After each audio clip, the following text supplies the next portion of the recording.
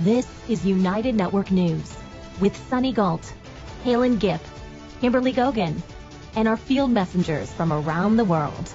Here's today's real news. It's Wednesday, July 2nd, 2025, and here are today's stories. Honeybush tea is booming worldwide, but the South African communities behind it barely get a taste of the profits. We'll show you why. Then Field Messenger Kim turns reclaimed materials and sacred geometry into a stunning Cobb temple, a peaceful space to meditate and reconnect with nature. In Washington, lawmakers are clashing over a proposed remittance tax. Supporters say it's smart economics. Critics call it a direct hit on immigrant families. We'll break down what's at stake. And are you the oldest child in your family? Find out why Eldest Daughter Syndrome is real, from leadership perks to the pressure of always having to set the example. Then lace up your boots as Field Messenger Ruth takes us hiking in Tomales Bay, California to protect endangered Coho salmon and their fragile habitats. Finally, ever tasted real maple syrup straight from the source?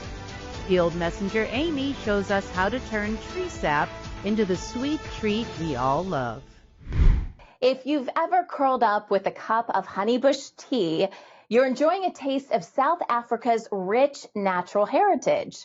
While this humble plant is now making money around the world, the people who know it best are often left with the smallest slice of the pie. Honeybush, which grows wild in South Africa's eastern and western Cape, has been used for centuries by the indigenous Khoi and San peoples. Back then, families would pick it by hand, dry it in the sun, and brew it at home or sell a little bit in local markets. Fast forward to the 1990s, suddenly health-conscious tea drinkers everywhere fell in love with Honeybush's naturally sweet flavor and caffeine-free goodness. Demand exploded, and so did the profits. Unfortunately, most of those profits never trickled back to the people who know Honeybush best. Ever heard of Honeybush tea? This South African herbal treasure is gaining attention for its incredible natural benefits. Honeybush tea, made from the leaves of the cyclopea plant, boasts a unique, sweet flavor and a range of wellness properties. Traditionally used by indigenous communities, it's known for its antioxidant-rich profile, which supports overall health.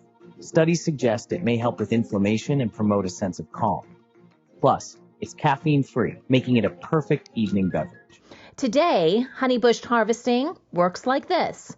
Local community members, often with deep traditional knowledge, go out and pick the plants.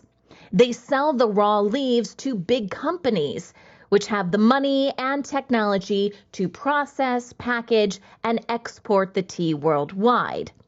Guess who makes the real money? The companies.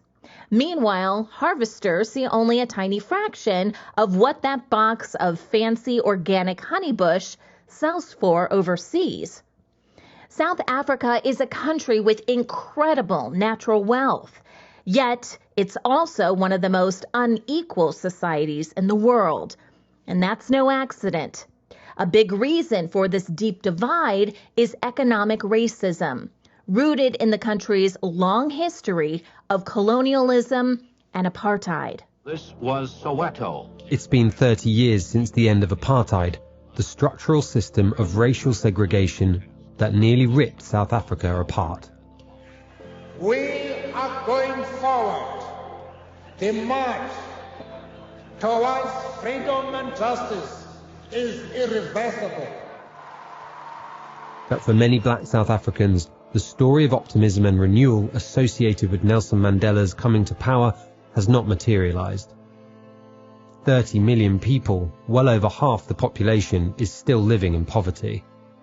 While apartheid is long gone, forms of segregation remain due to the vast economic disparity between the majority black and the minority white populations. Colonialism and apartheid have pushed indigenous communities off their most fertile and resource-rich lands and denied them access to capital, training, and technology. So today, they're left doing the labor-intensive work with little power to move up the value chain. The South African government has tried to fix this through access and benefit sharing agreements. These are supposed to make sure companies pay communities fairly when they profit from plants, like Honeybush, linked to traditional knowledge. But in reality, these deals are often made with powerful leaders or local authorities who don't always represent everyone fairly. So the people actually doing the harvesting still get very little. The South African government has policies to address economic inequality, but deep-rooted issues like land imbalance, poverty, weak local governance, and lack of funding still hold communities back while big companies profit most. Real change needs faster, fairer land reform, better support for small businesses, stronger protections for local harvesters, and a local leadership that's transparent and accountable to all. UNN Field Messenger Kim shares her journey of building a beautiful cob temple using reclaimed materials, sacred geometry, and a lot of love. She created a magical space to meditate and connect with nature.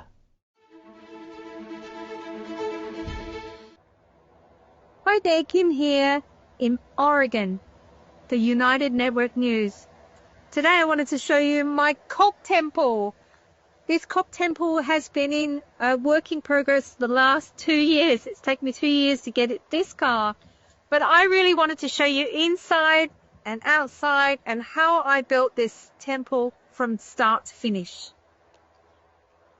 The first job was to mark out the space. I used sacred geometry. I made 14 post holes for the main structure. There was a lot of sourcing and fixing of reclaimed pallets, and Daisy was always there to help. Next was building the frame and joining the pallets to the posts. Once the first level was complete, I filled each pallet with insulation material. I used old carpet underlay and straw.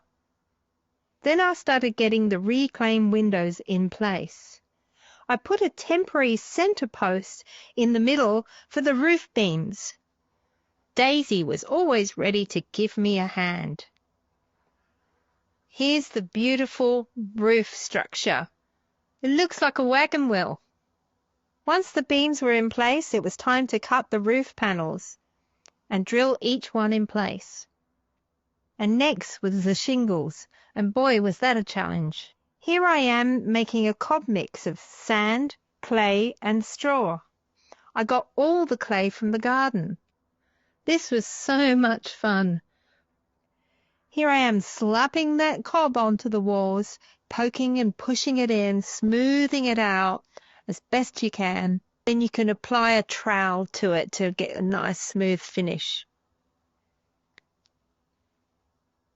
I added glass bottles and glass blocks to all the walls and around the frames of the windows to make it look more beautiful. Then it was time for the earthen floors. And here's my husband Dave mixing loads of cob for the earthen floors. And here is the beautiful finished earthen floor. Here I've painted the walls with the lovely clay paint I made myself, and the ceiling, and I put a little painted ceiling rose in the center at the top. The floors were painted and finished in many layers of linseed oil to seal the earthen floors. It's a beautiful space to be in. I meditate here. I ground my body here on cold mornings. Actually, I just come in here to lay on the floor because it feels so nice. This is the little kitchen area. There's a back door. And this is just such a magical space. Soon I hope to have a meditation circle starting with some friends that really love to do that too. I know that this was a co-creation with Mother Gaia and Source. It just felt that way to me. I just love this space and I'm really glad that I did it. I hope it's inspired you too to give it a go. Well, thank you for watching and I hope you've enjoyed this amazing journey. Thanks for watching. Bye for now. Lawmakers in the United States are currently debating a proposed remittance tax, and it's causing quite a stir. This tax would apply to money sent abroad, a practice often used by immigrants to support their families back home. Unsurprisingly, opinions are divided. Critics say it unfairly targets vulnerable communities, while supporters argue it's a smart way to boost government revenue. This debate is part of the latest update to the One Big Beautiful Bill Act, which passed the U.S. House in May 2025 and is now being reviewed by the Senate. While the goal is to increase federal revenue, the proposal faces pushback. Critics worry it could affect a wider range of cross-border payments than intended. And there's been pressure from banks and even Mexico's government to dial things back. Originally, the tax was set at 5%, but the Senate's latest draft has dropped it to just 1%, down from the previously debated 3.5%. On top of all this, there are growing concerns about financial privacy. Some believe the tax isn't just about collecting more money. It might also be a way to track and gather data on people sending money internationally. This layer of suspicion has only added to the heated debate around the proposal. Clearly, beyond the aspect of the remittances, what Trump is trying to do with this is twofold. One is try to understand or use this as a method of collecting money to subsidize or to cover the deficit for the bill that they're advancing, to be able to have some of that adjustment. But a second and equally important aspect of this is that by mandating the remittances that there will be a 3.5% remittance tax on non-citizens in the United States, or some non-citizens in the United States, I should say, that means that the United States will also, and through the remittance agencies, be able to collect citizenship or at least legal status information of those immigrants, which could then potentially be able to be requested or provided to the U.S. government. And I think that's a big aspect of the data here that is not being considered as much in the media. I think it's important, we can talk about implications in the future, but it's important to note, too, that remittance agencies like Zoom or Remitly or Western Union are going to carry the burden of trying to ask who is an immigrant or what their immigration status of that person will be. According to the Senate draft, the proposed tax will now only apply to cash, money orders, or cashier's checks, while transfers made through bank accounts, debit cards, or credit cards are off the hook. That's some relief for many, but it's not the full story. This tax could still have a big impact. The Inter-American Dialogue estimates it might affect around 50 million people in the U.S., including green card holders, visa holders, and undocumented individuals. Some reports suggest this might lead more people to turn to cryptocurrencies for cross-border transfers, with about 25% already using them to bypass high fees and delays. Meanwhile, the International Association of Money Transfer Networks is raising concerns the tax could push people toward riskier, informal methods like carrying cash or using unregulated channels, potentially undoing progress in financial inclusion. Ironically, this move could backfire on the US. It makes the US less attractive to global talent, especially in sectors like tech, healthcare, and education, where Indian professionals are vital. While the tax aims to raise revenue, it sends the wrong signal that the US dollar, one of the most trusted currencies globally, might not be as easy to move or convert anymore.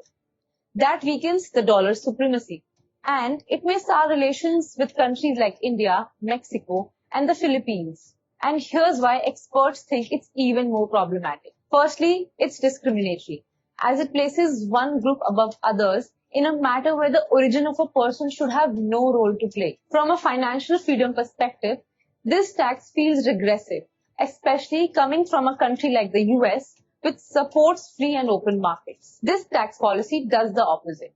In trying to raise a little more money, the US could end up losing a whole lot more. Should sending money to your family really come with a penalty? In May 2025, the Joint Committee on Taxation estimated a new excise tax on remittance transfers could generate $22.2 billion by 2034. The U.S., which sends more remittances than any other country, transferred around $79 billion in 2022 alone, according to the World Migration Report. Sending money to regions like Latin America and the Caribbean already costs about 6%, and this tax would increase that by a lot. For countries like Mexico, where remittances account for 4.5% of gross domestic product or GDP, this could have a significant impact. The new proposal could introduce a small fee on money sent abroad to family or partners, collected by the U.S. government. It's not exactly a tax, but it would add an extra cost to sending money home. If it gets approved, this remittance fee might start in January 2026. Hey, I'm Kirsten from Switzerland. This is Wayne from Tucson. Hi, my name is Desmond from Ghana. I am Claudia from Dawsonville, Georgia. I'm Mikey from Pretoria, South Africa. Hi, I'm Steve McGrath, Fort McMurray, Alberta, Canada. People from all around the world are coming together. Happy day, beautiful world. We are here in a rather small urban garden, and this video is just to show you the joys that we've had in this garden with the electric gardening. When news happens in their area, they show us what's really going on. We have people in the streets protesting for and against. At United Network News, our field messengers are changing the face of news. This is Field Messenger Helen reporting with Nature, and I'm going to talk to you about the bees again. Take the next step in restoring our planet. Become a UNN Field Messenger today. Hi, I'm Stephanie from South Africa. If it's going to be, it's up to me. If it's going to be, it's up to me. It's up to me. It's up to me. It's up to me. It's up to me. It's up to all of us. We're UNN, and we're taking back the news. Being the oldest child in the family comes with its fair share of highs and lows. Often referred to as the oldest child syndrome, on one hand, you're often seen as the leader and get to pave the way for younger siblings. But on the flip side, the pressure to set an example and carry extra responsibilities can sometimes feel like a lot to handle. Birth order plays a big role in shaping who we are. Research shows that in wealthier countries, eldest children often benefit from better education, stronger cognitive skills, and higher salaries. However, in lower income countries, the experience is different due to cultural and economic pressures. For example, in Madagascar, firstborns often leave school early, start working young, and marry sooner. Eldest daughters face extra challenges, taking on more responsibilities and having fewer chances to stay in school. This is known as Eldest Daughter Syndrome, where girls take on adult roles too early. It's not just about income. Cultural norms often expect older siblings, especially girls, to act as caregivers. Many eldest daughters sacrifice their education, careers, or health to support their families. While it's not a medical term, many can relate to the struggles of eldest daughters worldwide. Oldest daughter syndrome is when you are the firstborn daughter and you are conditioned to caretake or to please. Here are 4 signs you are this daughter. 1, you have to be a good girl. You have to be polite and repress how you actually feel to make sure everyone around you is comfortable. 2, you abandon your own needs. Your needs were never met or recognized, so you learn that they're not important and feel guilty and shameful for even having them. You might even feel like a burden and not know why. 3, you believe it's your responsibility to make sure that no one is ever upset or disappointed. This is called emotional monitoring. You never learn that adults are capable of disappointment, and it's not your role in life to manage the feelings of other adults. 4, you suppress your anger and rage. You suppress all of those emotions through food, scrolling on social media, drinking, or really anything else that helps you numb those uncomfortable feelings. Research also shows being the oldest child can affect mental health, especially if too much responsibility is placed on them. This can leave them feeling like they've missed out on childhood. And if the family lacks healthy boundaries, older siblings may struggle with anxiety or depression. It can also impact future relationships. In families where the oldest daughter takes on a parental role, they may carry that need for control into adulthood, causing conflicts. While relationships can be nurturing, the desire to stay in control can make the oldest sibling overly rigid and less collaborative. Experts say the best way to cope as the eldest daughter is to let go of trying to make the family see things from your perspective. Younger siblings often see the family in a more positive light, while the eldest may feel misunderstood. Accept your role without trying to change how others see it, and focus on strategies that support your own well-being. Here are 5 ways you can heal from eldest daughter syndrome. Number 1, be a detective about it, meaning that you need to learn about your experience and see how it's impacting you most. 2, set some personal goals. These need to be small things you can accomplish in a few days, up to a week. Things like taking an hour for yourself or finally making that doctor's appointment. Number 3, you can work on setting boundaries. Number 4, focus our energy on building and maintaining supportive relationships. And number 5, take some time to get to know yourself. Figure out what you really like and don't like. Experts also recommend practicing self-compassion and loving kindness meditations to help you develop the kindness and care you may have missed as a child. Learning skills like emotional regulation, mindfulness, and nonviolent communication can also support your well-being. Therapy is another valuable option, offering tools to process your experiences, heal from the past, and build healthier relationships. Reparenting yourself through healing techniques can help you meet the needs that were unmet in your childhood. Join UNN Field Messenger Ruth at Brazil Ranch in Tamales Bay, California, for a unique hiking adventure focused on protecting endangered coho salmon habitats. Learn why these efforts are so important.